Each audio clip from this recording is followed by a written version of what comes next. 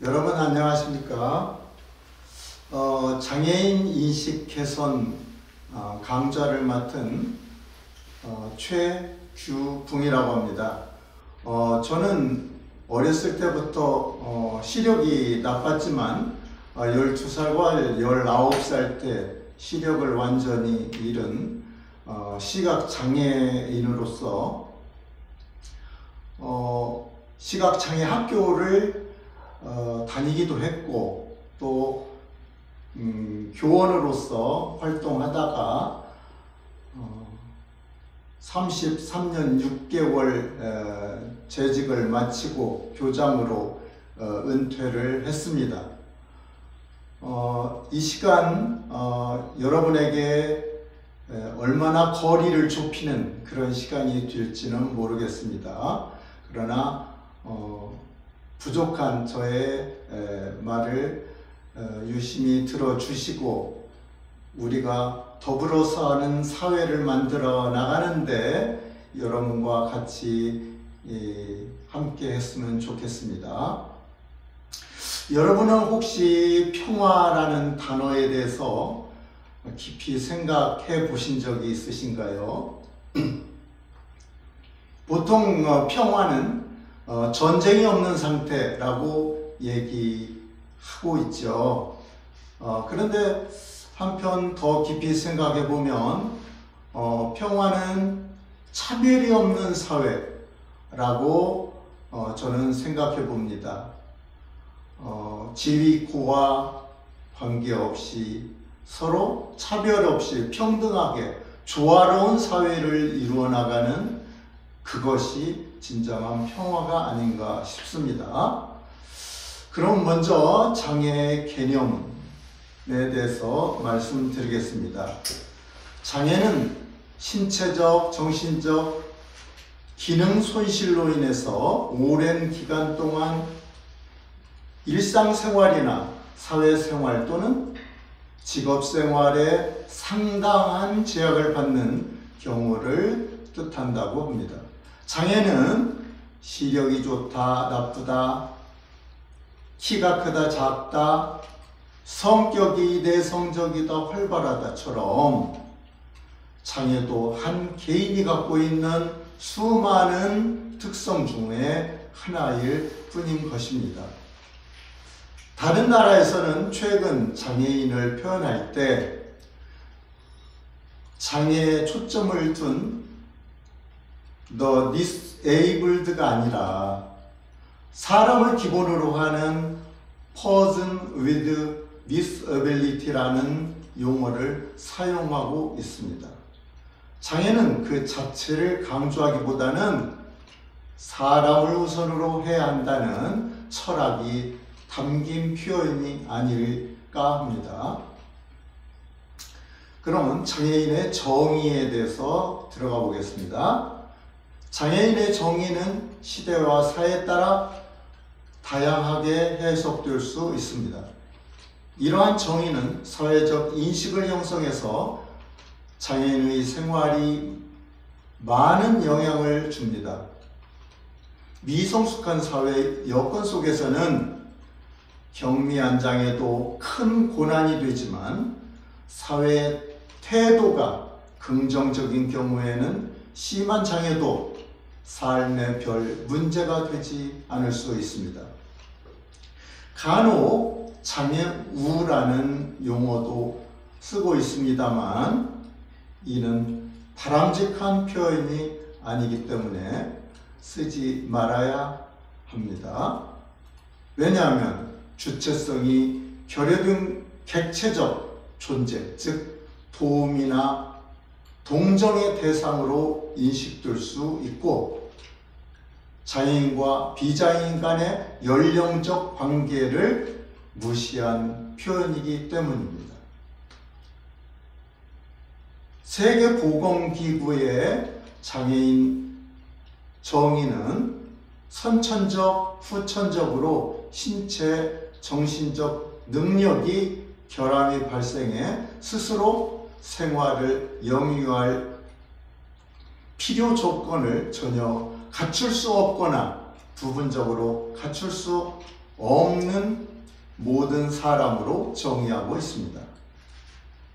그러면 우리나라 장애인 복지법상 장애인 정의를 보겠습니다. 장애인은 신체적, 정신적 장애로 인해서 오랫동안 일상생활 또는 사회생활에 상당한 제약을 받는 자로 정의하고 있습니다. 세 번째로 장애인 고용 촉진 및 직업재활법령상 장애인의 정의는 장애인이란 신체 또는 정신상의 장애로 장기간에 걸쳐 직업생활에 상당한 제약을 받는 자로서 대통령령으로 정하는 기준에 해당하는 자를 말한다 라고 되었습니다.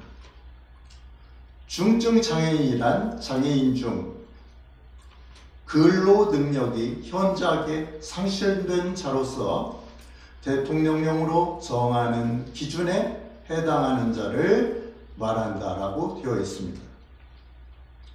그러면 이러한 장애의 정의에 근거해서 장애 유형을 보겠습니다.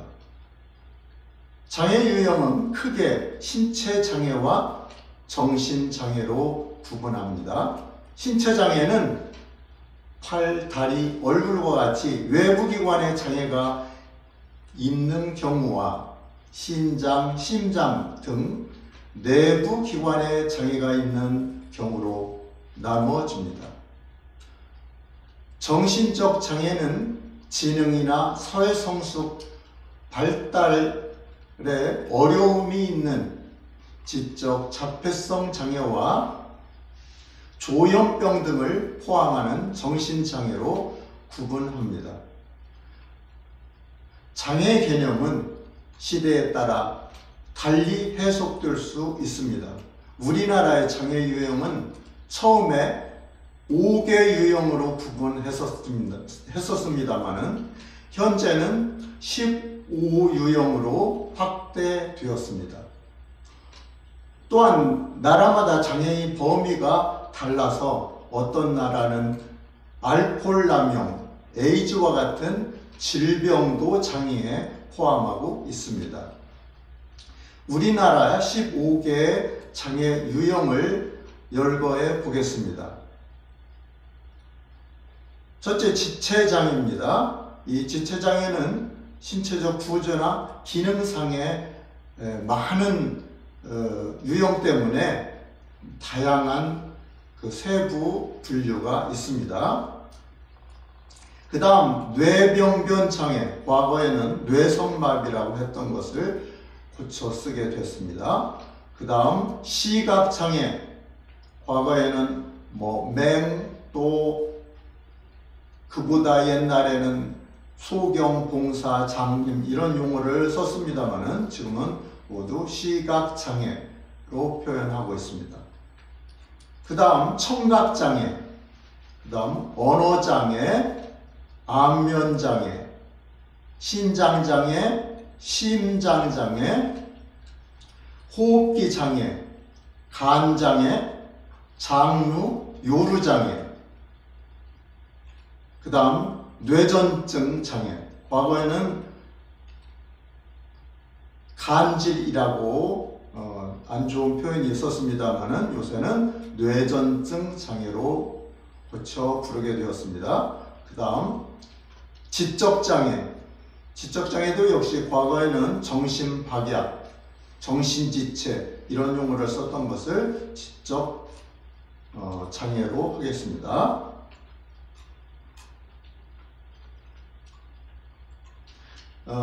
그 다음 자폐성 장애, 마지막으로 정신장애, 이렇게 15유형을 장애 범주에 포함시키고 있습니다.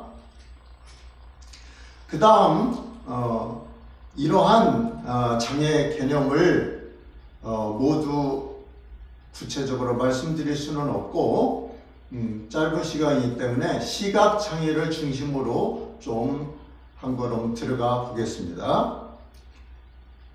시각장애는 각막, 수정체, 망막, 안근, 시신경 등 눈의 각 부위에 나타나는 구조 및 기능상의 장애를 포괄적으로 나타내는 말로서 교정 가능한 것은 여기에 포함시키지는 않습니다.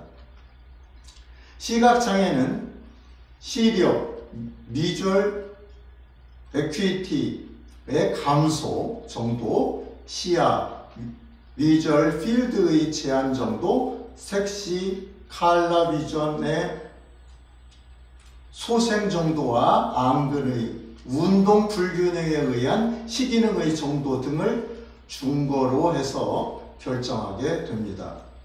법적 정의로서의 맹은 두 눈의 교정 시력이 0.04 미만이고 저시력은 0.04 이상 0.3 미만이 되겠습니다. 교육적으로는 확대 문자나 보조 공학기구를 주요 학습 매체로 해서 시력을 학습에 활용할 수 있는 그런 사람을 저시력이라고 하고요. 점자를 주요 학습 매체로 활용하는 사람을 맹이라고 합니다. 또한 교육에서는 5세에서 7세 사이나 그 이전에 실명한 경우를 선천맹, 7세 이후에 실명한 경우를 후천맹으로 규정하고 있습니다. 그 다음에 시각장애에 대한 용어로서 시각 손상, 즉 visual impairment 하고 시각 불능, visual disability, 시각장애, visual handicap 등이 혼용되는 경우가 있습니다만, 시각 손상은 눈의 구조나 조직의 결함을 뜻하고, 시각 불능은 시기능의 불능 또는 손상으로 인해서 제한이 생긴 것이고, 시각장애는 손상이나 불능으로 지적, 심리적, 신체적, 사회적, 직업적 제 분야에서 손상을 입은 개인이 불리하게 됨을 뜻하게 됩니다. 시각 불능인이 시각 손상일 수는 있어도 시각 손상인이 반드시 시각 불능인이 되는 것은 아닙니다. 그리고 시각 손상인이나 시각 불능인이 반드시 시각 장애인이 되는 것도 아닙니다. 따라서 시각 손상이나 시각 불능은 개인적인 것이고 시각 장애는 사회적인 것이라고 할 수 있습니다.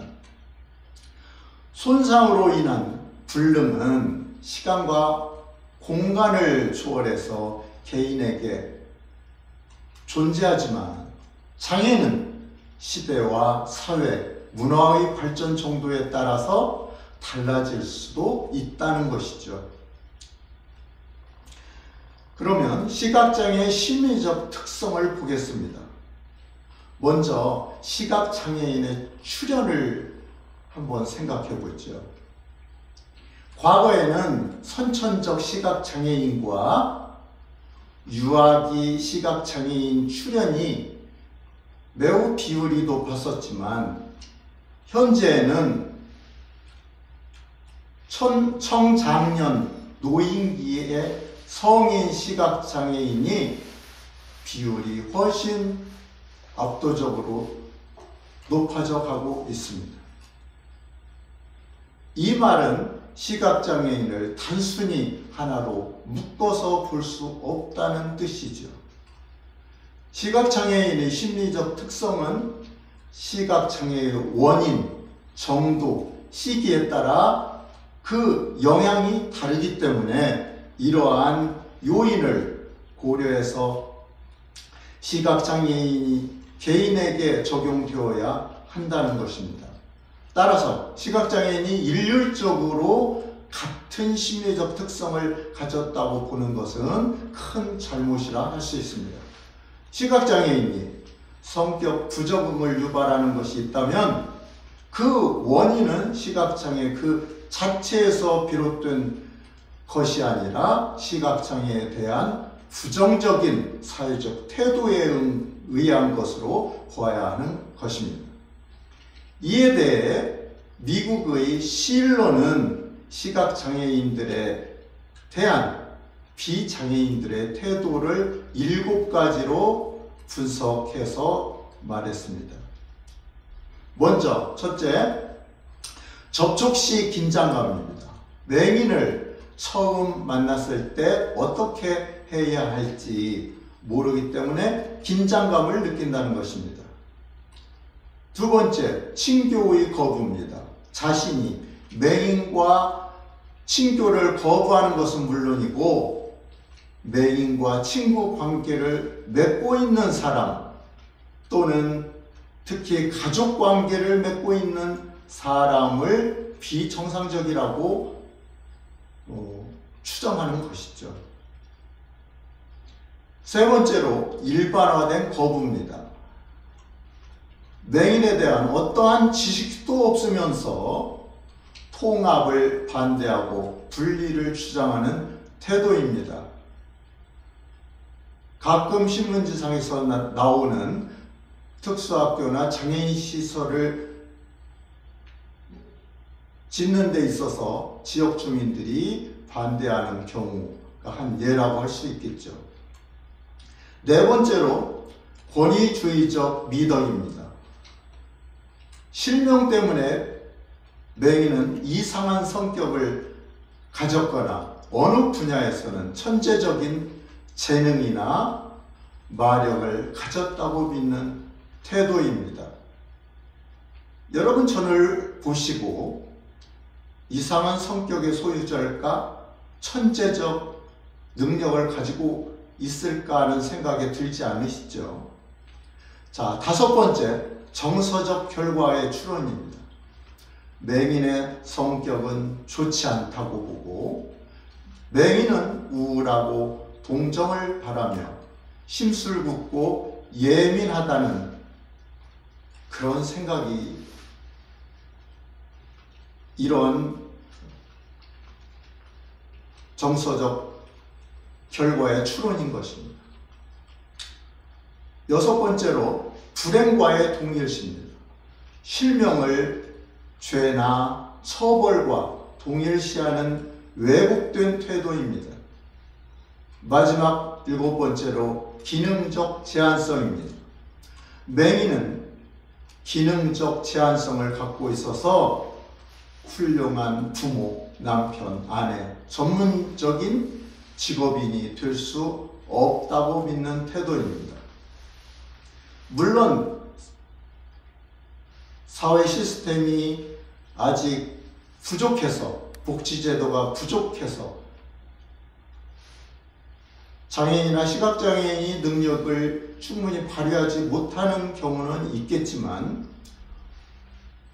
이제 사회가 발달된 선진국화된 우리나라 실정에서 본다면 결코 무능한 기능적 제한성이 있다고 말할 수는 없는 겁니다. 저도 33년 6개월간 장애인 특수학교에서 교직으로 봉직을 했고 또 가족을 충분히 부양하고 있으면서 자식들과 부인에게 무능력하다는 그런 이야기를 들은 적이 없고 오히려 우리 남편이 최고라는 그런 말을 사탕발림으로 듣고 살고 있습니다. 이와 같이 시각장애인에 대한 태도는 동정심, 죄에 대한 처벌, 무기력, 거부 등인데 그 근원은 문화와 종교에 기인하며 사회, 문화, 종교 등에 따라 시각장애인에 대한 태도도 달라진다는 것이죠. 시각장애인을 대하는 태도나 장애 정도, 시기, 원인들이 영향을 미칠 수는 있으나 이러한 것들이 독특한 성격을 형성하게 한다고 할 수는 없다는 것이죠. 따라서 시각장애인의 심리적 특성은 따로 존재한다고 볼 수 없다는 결론입니다. 이런 이야기들은 비단 시각장애에 국한된 것이 아니고 대부분 모든 장애인에게 적용되는 말이라고 할 수 있겠습니다.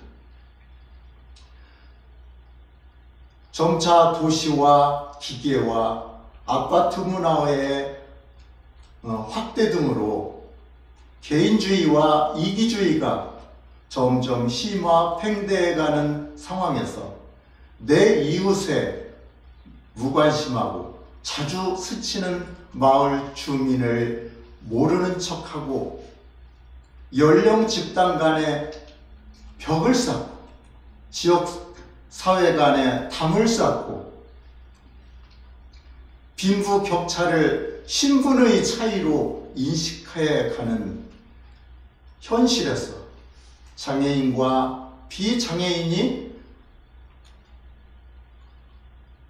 함께 살지 못하고 그 사이에 놓여있는 커다란 마음의 장벽은 좀처럼 무너지지 않고 있는 것 같습니다. 그 장벽은 나를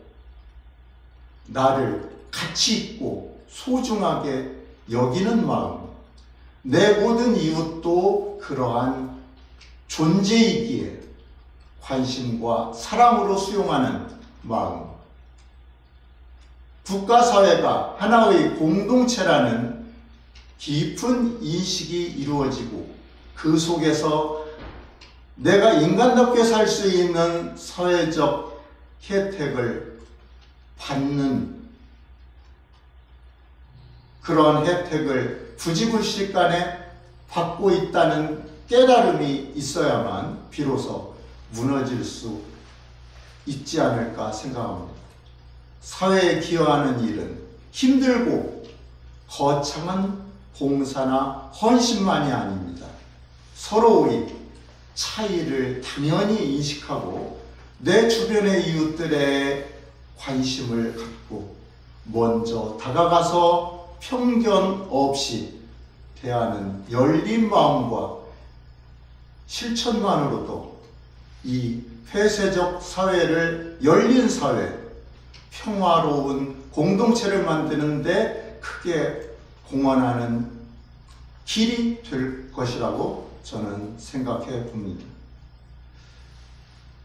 이 동영상을 보시는 모든 여러분, 이제 마음문을 여시고 우리가 이러한 장애인식 개선 강조나 또 법적으로 규정하고 있는 모든 기업체들의 장애인식 개선 교육 의무화 이런 것들이 앞으로 필요 없어질 만큼 우리 사회가 더 발전되고 나아가는 미래 사회로 향해서 발전하는 그런 대한민국이 되기를 바라겠습니다. 고맙습니다.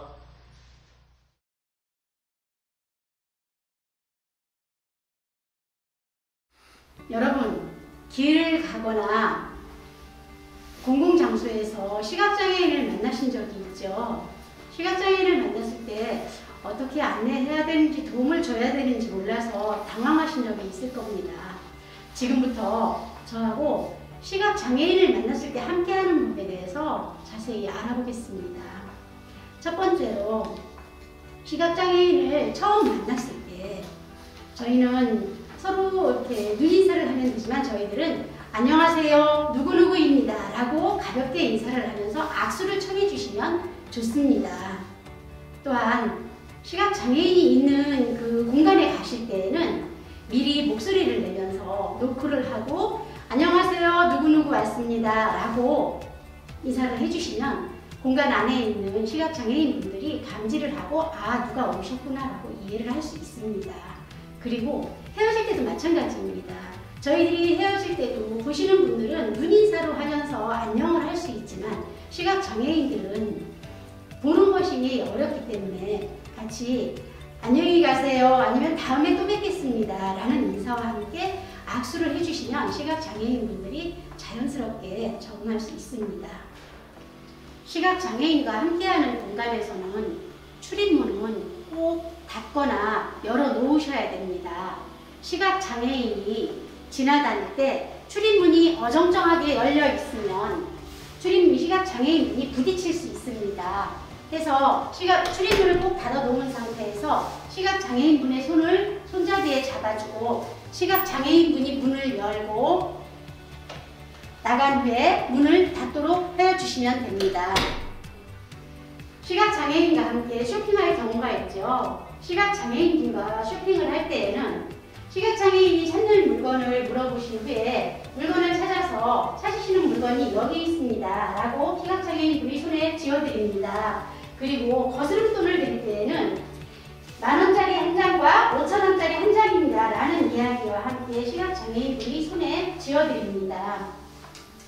여러분, 그리고 또한 시각장애인분과 함께 영화나 텔레비전, 연극을 볼 경우에는 시각장애인분들이 그 방향을 가리키면서 무엇이 있다라는 것을 설명을 해주시고, 그리고 조용히 흘러가는 화면에서는 작은 소리로 시각장애인분에게 이야기를 해주시는 것도 좋습니다.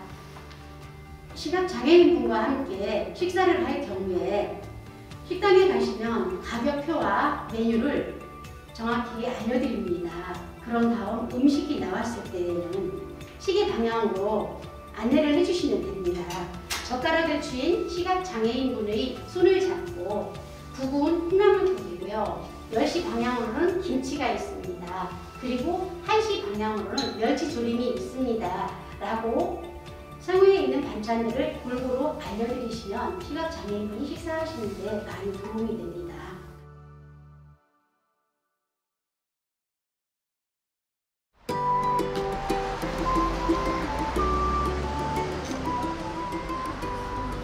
무엇을 도와드릴까요? 네, 제가 한밭도서관 별관 1층에 있는 대전 점자도서관을 가려고 하는데 어떻게 가면 될까요? 대전 점자도서관은 앞으로 10m 정도 가셔서 왼쪽에 신호등이 있어요. 신호등을 건너서 10m 정도 올라가면은 오른쪽으로 대전 점자도서관 있습니다. 제가 함께 안내해 드릴까요? 시각장애인과 동행을 할 때는 팔을 내주어 자신이 팔꿈치 밑부분을 잡게 한 다음 반보 정도 앞장서서 걷는 것이 좋습니다.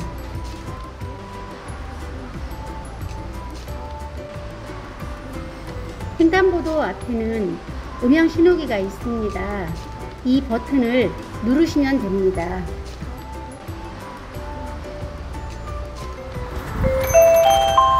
한밭도서관 내거리 방향 횡단보도에 녹색불이 켜졌습니다.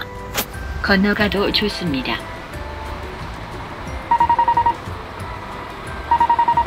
전멸 신호로 바뀌었습니다.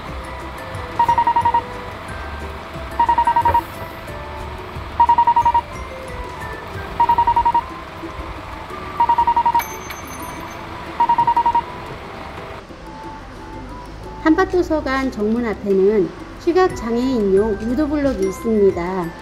이 블럭을 따라서 걸어가시면 오른쪽으로 대전 점자도서관이 있습니다. 저와 함께 걷겠습니다.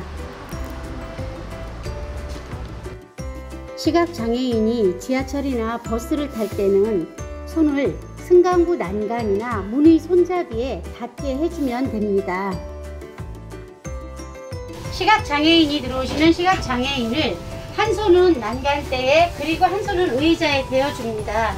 그러면 시각장애인이 방향이나 위치를 확인하고 앉을 수 있습니다. 시각장애인이 계단을 이용할 때에는 계단을 한 걸음 앞에 두고 잠깐 멈춰서 올라가는 계단인지 내려가는 계단인지를 말씀해 주세요. 바로 앞에 올라가는 계단입니다.